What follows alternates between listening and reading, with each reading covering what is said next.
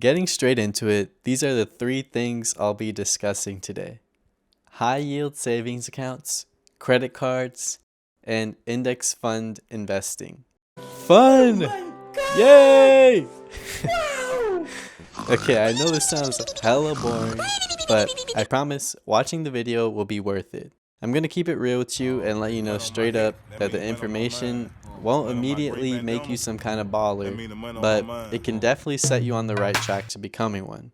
So listen up and let me knock some sense into you. So to start off, we'll be talking about high yield savings accounts. They're just like a regular savings account, but you guessed it, with better yields, aka higher interest rates, aka more money for you. Every bank, no matter which one, quote unquote, pays you for opening a savings account and storing your money with them. The amount of money they pay you varies and is calculated by multiplying the size of your balance by the interest rate the bank offers. So, the higher the interest rate, the more money you'll get. The amount of interest you'll accumulate in a single year is called an annual percentage yield, or APY. The average national interest rate is 0.46%, which is pretty Traditional banks like Wells Fargo, Bank of America, and Chase typically offer low interest rates, currently 0.01%. Online banks like Ally or SoFi tend to offer much higher rates, currently 4% plus. You might be thinking, how can they offer such better rates? There must be a catch. Well, there isn't really a catch.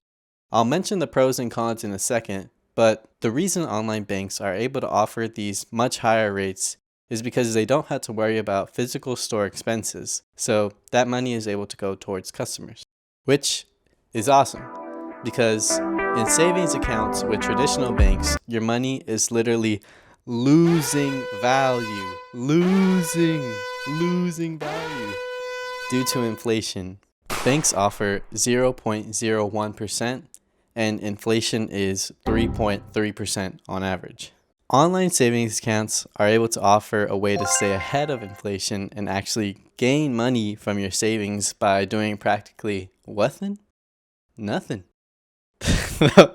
The only major downsides I've found are no cash deposits and a smaller ATM network. If cash deposits and ATMs are important to you, don't worry. You can have a savings account with a traditional bank where you store a small amount of money for easy withdrawals and deposits. And then you also have an online savings account where you keep your actual savings and beat inflation.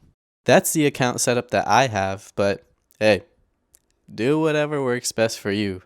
All right, so high yield savings accounts sound pretty sweet, but which one should you choose? Well, in the end, that's your decision to make. All that I can say is when choosing a high yield savings account, you want to stick with a reputable bank that's FDIC secured, meaning they can't just shut down and never give you your money back. Also, you want one that doesn't charge monthly fees or have minimum deposits. I personally use Ally Bank and I've never had any problems with it. Next thing you gotta do, if you haven't already, is get a credit card. I don't know why so many people haven't done this. I think there's a lot of stigma and fear around credit cards, but they can actually be very useful. You just need to know how to manage them correctly. They can offer many benefits such as cashback rewards, travel discounts, shopping discounts, theft coverage, and sign-up bonuses. They're also a way to build financial history and easily improve your credit score, which is important for when you need to rent or buy something expensive. The higher your credit score, the more banks and lenders trust you, so you'll receive better offers. Using a credit card correctly is easy. It just takes a little bit of discipline. All you need to do is stick to a couple simple guidelines. Don't spend money you don't have. You want to just treat it like a debit card. Pay it off in full at the end of each month to prevent interest from building up. You can set up autopay to do this. Keep your total spending under 30% of your total limit. So, if your total spending limit is $100, don't spend more than 30 bucks. If you don't spend recklessly and follow those rules, you should see an improvement in your score. To break things down a little further, this is exactly what makes up a credit score. You have 35% being on-time payment history, 30% being the amount owed, which is your utilization rate, i.e., how much credit you have versus how much money you spend. 15% is your average age of credit history, so the average amount of time you have with each card open. If you open a new card, this part of your score is going to go down a little, but don't worry as it'll eventually go back up if you just keep the card open. 10% is types of credit available, so that could be credit cards, loans, mortgages. And the final 10% is hard inquiries, which means how often you're applying for new lines of credit. Applying for more credit will only impact your score temporarily, but you definitely do not want to apply to a bunch quickly. This makes you look sketchy. When applying for a card, you want to look for a few things, such as no annual fees, a low APR, a good flat rate cashback reward, and if possible, a sign-up bonus. Nerdwallet.com is a good place to look for credit cards that might suit you. However, if it's your first card and you have absolutely no credit history, then a secured card is probably going to be the best option for you. They're the easiest to get as you give the bank a small deposit up front, which will be your spending limit. And after a few months, if you manage your card responsibly, they will give you your deposit back, give you a new card, and increase your spending limit. And boom, a couple months later, you can always track your score through your online bank portal or free sites like Credit Karma, Credit Sesame, or annualcreditreport.com. So never pay for a credit score report. Alright, so the last thing I want to talk about today is index fund investing. This is a very passive and long-term investing style that involves the stock market, which may not sound exciting, but it is well worth knowing about, as statistics have shown that over time they have consistently beat actively managed funds, aka people whose whole job it is to beat the stock market. If you don't know much about the market, I'd recommend checking out this video for a pretty good breakdown.